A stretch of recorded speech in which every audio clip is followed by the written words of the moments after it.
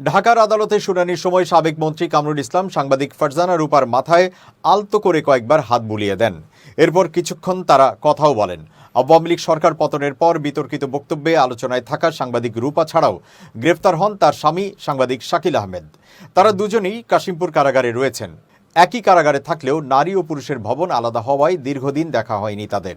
বুধবার ঢাকার metropolitan magistrate Minhajur রহমানের আদালতে তাদের দুইজনকে বিভিন্ন মন্ত্রী এমপির সঙ্গে রিমান্ড ও গ্রেফতার শুনানির জন্য তোলা হয়। কাঠগড়ায় এসেই দেখা হয় রূপা শাকিলের। দীর্ঘদিন পর সাক্ষাৎ তাদের। শাকিলের গায়ে ধূসর কালো রঙের টি শার্ট পরা ছিল। এই দম্পতি শুনানির দিকে খেয়াল না দিয়ে দুজনের হাত ধরে কাঠগড়ার একপাশে কথা বলতে থাকেন। পায়ে সাধারণ স্যান্ডেল, গায়ে মেরুন রঙের মলিন সালোয়ার কামিজ, মাথায় লাল ছোট্ট খোপা ফারজানা রূপার। বেশ কয়েক মিনিট এই দম্পতি নিজেদের ভেতর গল্প করতে থাকেন।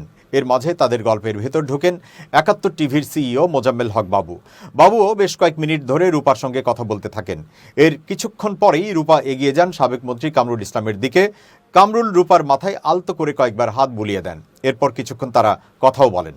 এদিকে শুনানি শেষে বৈষম্য বিরোধী আন্দোলনে রাজধানীর যাত্রাবাড়ি থানার কুতুবখালী এলাকায় ইমরান হাসান হত্যা মামলায় ৭১ টেলিভিশনের সিইও মোজাম্মেল হক বাবু, সাবেক বার্তা প্রধান শাকিল আহমেদ ও সাবেক প্রধান প্রতিবেদক ও উপস্থাপক ফারজানা রূপাকে গ্রেফতার দেখান আদালত। এছাড়া একই থানাধীন দনিয়া এলাকায় মাদ্রাসা শিক্ষার্থী হত্যা মামলায় ফারজানা রূপা ও শাকিল আহমেদকে গ্রেফতার দেখানো হয়। পরে শুনানি শেষে তাদের হাজতখানায় পরে কারাগারে নিয়ে যাওয়া হয়।